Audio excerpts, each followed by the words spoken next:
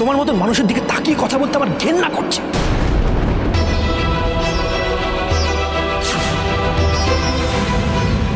সব কিছুর জন্য ওই মেয়েটা দায়ী, ওই মিঠি দায়ী।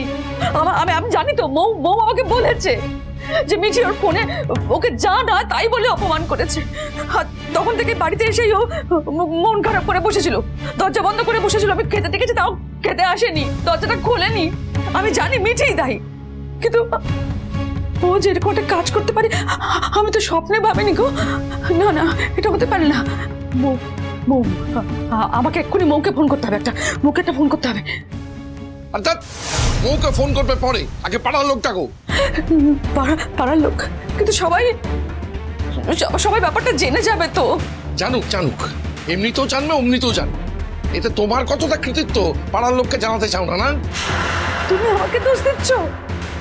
আমি কাউকে দোষ দিচ্ছি না। আমি শুধু চাইছি দরজাটা খুলতে, দরজাটা ভাঙতে। তুমি দয়া করে হাত জোর করছি, পাড়ার লোককে ডাকো, চাও। তোমার কাছে তো পাড়ার লোকের নাম্বার আছে, সেগুলো করো প্লিজ, তাড়াতাড়ি। কি বললি তুই? আর যদি উল্টোটা হয়, তোমার মাথা হেট হয়ে যাচ্ছে না? এতই যদি মাথা হেট হয়, এই যে তুমি চাকরিটা করো, সেটা যে আমার রেকমেন্ডেশনে করো, তাতে তোমার মাথা হেট হচ্ছে না? যে রোজগারটা তুমি করছো, সেটা আমার রেকমেন্ডেশনে করছো, আমার জন্য করছো, তাতে তোমার মাথা হেট হচ্ছে না বুবলাই? কোনোদিন তোমাকে এই কথাগুলো বলে নিজেকে এত ছোট করতে হবে সেটা আমি কোনোদিন ভাবিনি। আজকে তুমি আমার সাংঘাতিক জায়গায় ধাক্কা দিয়েছো বুবলাই। তুই তোর মাকে অপমান করেছিস, যেটা আমি মেনে নিতে পারছি না। ভালো করে ভেবে দেখো বুবলাই, আজ যে জায়গাটায় তুমি দাঁড়িয়ে কথা বলছো, সেই জায়গাটা তোমার কোথা থেকে তৈরি হয়েছে? চাকরি করো বলে, তাই তো? মাসে মাসে রোজগার করো বলে রোজগারে ছেলে তুমি। যদি তোমার সেই রোজগারের জায়গাটা বন্ধ হয়ে যায়, তার কি পরিণাম হবে ভেবে দেখেছো কোনোদিন? মানে তুমি কি বলতে চাইছো? তুমি আমার চাকরিতে কাটি করবে, তাই তো? এটাই বলতে চাইছো তো? করতাম না, তোমার সবকিছু আমি মেনে নিতাম। সবকিছু, তোমার বিকার, তোমার খ্যাপামো, তোমার শ্বশুর বাড়ির লোকের ইন্ধন যোগানো, তোমার বউয়ের উস্কানি সব মেনে নিতাম, যদি সেটা আমার মধ্যে সীমাবদ্ধ থাকতো। কিন্তু আজকে তুমি সমস্ত সীমা ছাড়িয়ে গেছো। তুই আমার সামনে তোর মাকে অপমান করছিস। তোর এত সাহস আসে কোথা থেকে? তুই কাকে অপমান করছিস তুই জানিস? যে মানুষটা খেয়ে না খেয়ে তোমাদের জন্য সর্বস্ব দিয়েছে, তোমাদের এতটা বড় করেছে, নিজের কোনো আকাঙ্ক্ষা সে পূর্ণ করেনি তোমাদের জন্য, সেই মানুষটাকে যখন তখন এই দুদিনের মেয়েটার সামনে অপমান করছো তুমি। তোমার লজ্জা করে না? তোমার মা যদি কোনো পরিচিত মানুষের সঙ্গে, কোনো আত্মীয় সম মানুষের সঙ্গে এক কাপ কফি খেতে রেস্টুরেন্টে যায়, সেটা ব্যভিচার, সেটা কোন আইনে লেখা আছে? না, চুপ করে থাকবে না, বলো কোন আইনে লেখা আছে? বলো কোন আইনে লেখা আছে? তোকে আজ বলতেই হবে কোন আইনে লেখা আছে। আপনি এগিয়ে আসছেন কেন? আপনি কি ওর গায়ে হাত তুলবেন নাকি? আগের দিন ওর মা ওর গায়ে হাত তুললো, আজকে আপনি এভাবে এগিয়ে আসছেন? না, আমি ওর গায়ে হাত তুলবো না। এটা পাবলিক প্লেস, সেটুকু ভদ্রতা আমার আছে। কিন্তু বুবলাইও জানে, যদি আমি চাই, ওকে শাসন করার অধিকার আমার আছে, ওর গায়ে হাত তোলার অধিকার আমার আছে।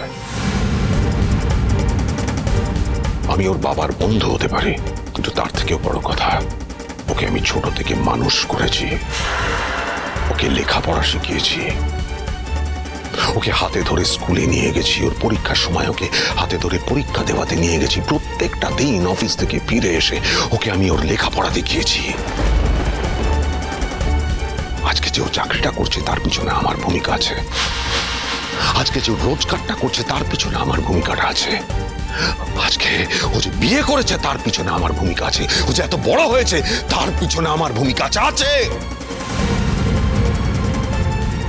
যার জীবনের পিছনে আমার এতটা ভূমিকা আছে, তাকে শাসন করার অধিকার আমার আছে।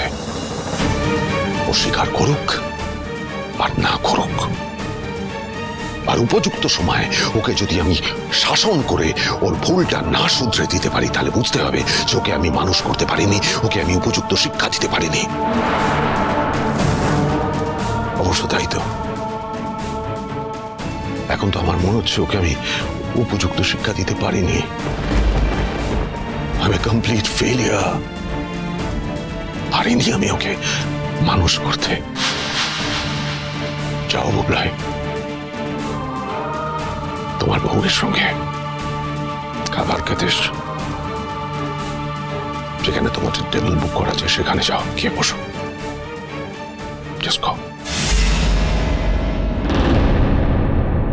প্লুটো, হ্যাঁ প্লুটো, প্লুটো। হ্যালো হ্যালো, একটু একটু আমাদের বাড়িতে আয় না রে। প্লুটো দরজা বন্ধ করে, ও দরজাটা খুলছে না।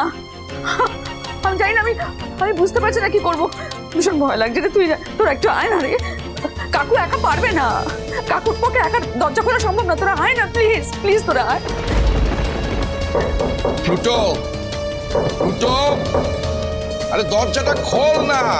প্লুটো, আরে ওদের আসতে বলেছো? হ্যাঁ আসতে বলেছি, ওরা আসছে। আরে প্লুটো, প্লুটো দরজা খোল, প্লুটো দরজা খোল বাবা, দরজা খোল। প্লুটো, আরে এই কষ্টটা দিসটা এই বয়সে আর আমি পারছি না। হ্যাঁ প্লুটো, আরে দেখ না, কিছুতেই দরজা খুলছে না। প্লুটো ভেতরে আছে। তোরা একটা কাজ কর, তোরা পিছন দিকে জানলা খোলা আছে কিনা দেখ। যদি খোলা না থাকে তাহলে জানলাটা ভেঙে ফেল, আর যদি নাও যে করে হোক ভেতরটা ঢুকে দরজাটা খুলে দে ভাই। ঠিক আছে, দেখছি। হবে না, আমি চেষ্টা করেছি, হবে না। তোরা জানলা থেকে যা যা যা যা। Pluto, Pluto, Pluto, Pluto, Pluto, Pluto, সাড়া দিচ্ছে না, কিছু একটা করতে হবে। এটা ভাঙা যাবে না।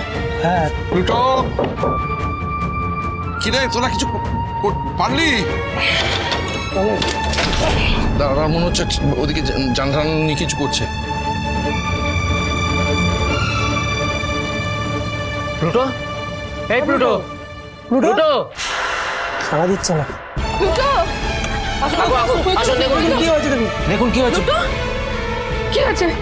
প্লুটো, এই প্লুটো, প্লুটো, এই এই প্লুটো, এই কি হয়েছে? দাঁড়াও, এক্ষুনি অ্যাম্বুলেন্স ডাকো, অ্যাম্বুলেন্স। হ্যাঁ কাকু, দেখছি, আপনি চিন্তা করবেন না। কি হয়েছে বাবা, কি হলো?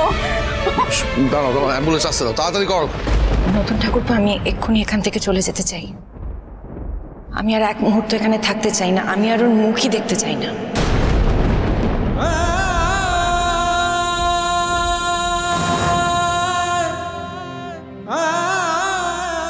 কি বললে মা?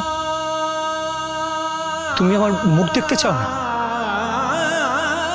তুমি তোমার কাছে নিজের ছেলের থেকে অন্য একটা মানুষ বেশি বেশি ইম্পর্টেন্ট হয়ে গেল, আগে হয়ে গেল। আমার মুখ দেখতে চাও না? বুবলাই, এই কথাটা যদি আমি চিৎকার করে আকাশ কাঁপিয়ে বলতে পারতাম যে তোর থেকে নতুন ঠাকুরপো আমার অনেক বেশি কাছের, তাহলে আমার থেকে বেশি খুশি আর কেউ হতো না।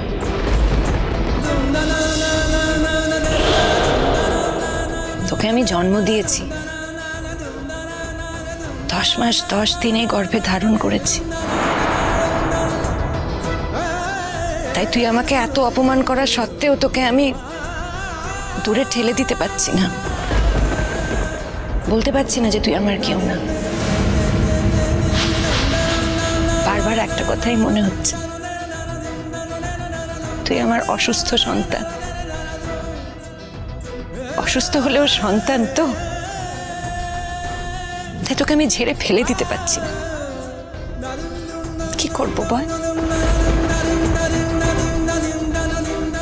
এটাই আমার সব থেকে বড় যন্ত্রণা।